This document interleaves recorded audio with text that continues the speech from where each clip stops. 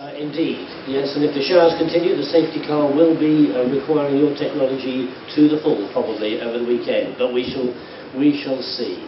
Our third case study, fascinating. There's nothing like being in a space, physically interacting, being there, but there's an extraordinary growth in interest and innovation around the world of virtual reality. And in fact, the e-story has been turned into a virtual reality experience. I'm delighted we're joined by Nicolas Monnier, who's CEO of Big Bad Wolf, one of the driving forces of innovation about virtual reality. Nicolas, great to have you physically with us. We wondered whether you were going to appear from some beyond, but you're the real thing, are you? I can squeeze you and you go hello. That's great. Fantastic. So, just fascinated to hear a few words about your involvement with this whole drive and the Formula E Championship, and maybe your thoughts about the potential of virtual reality within the whole mobility game as well. Over to you, Nicolas. Thank you. Okay. As a digital agency, we often speak with customers and brands about how new technology can integrate in smarter business practices. Today we would like to share with you our vision, our thoughts and insights on how we believe that what would be the future of e-commerce and consumer experiences. Today we expect from brands to have traditional touchpoints such as, for instance, websites, mobile apps and television, but we strongly believe that there will be a major change in the consumers' habits of media consumptions. And indeed, we expect brands to use more and more virtual reality, for instance. This technology has the potential to revolutionize e-commerce behaviors, and you have to know that unlike augmented reality, which overlays information on top of reality, virtual reality allows you with a head-mounted display to immerse in a virtual environment. For example, New York Times released a virtual reality app in which you immerse in news and documentaries. It's really easy to use in how they explain on their website, for instance, that all it takes is a smartphone to put on a headset like this one. And because you suddenly live in another reality, you create an emotional connection with it. For example, we developed the Santa Claus experience. When you get to ride the carriage of Santa Claus in a wonderful landscape.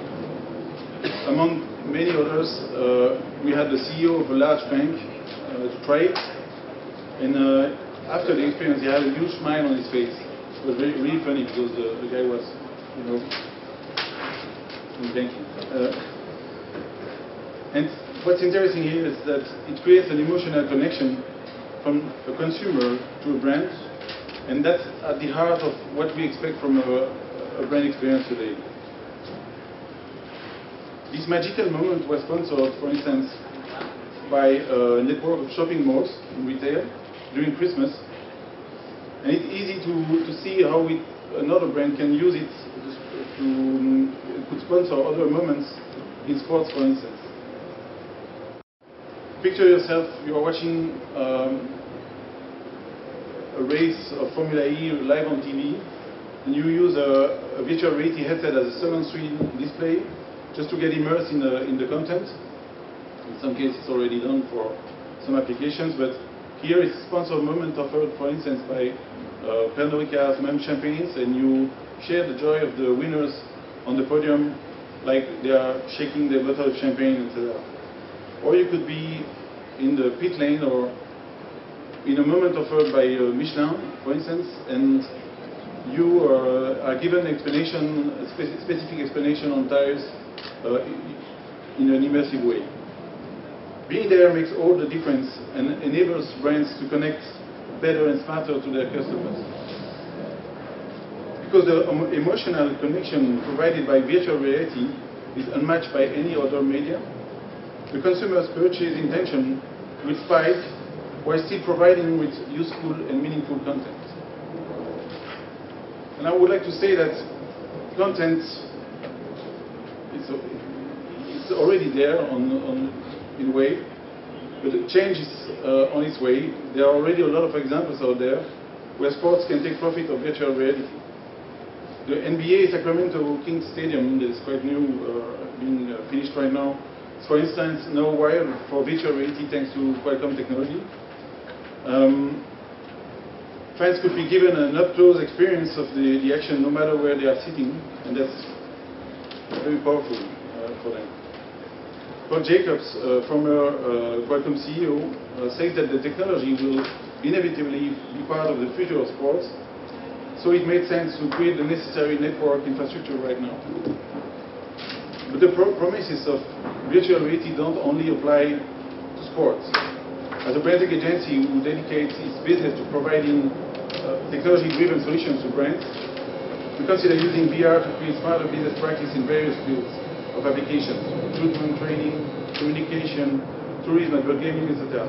And we are really excited about that because the promises of this medium are endless. Thank you very much. Thank you very much.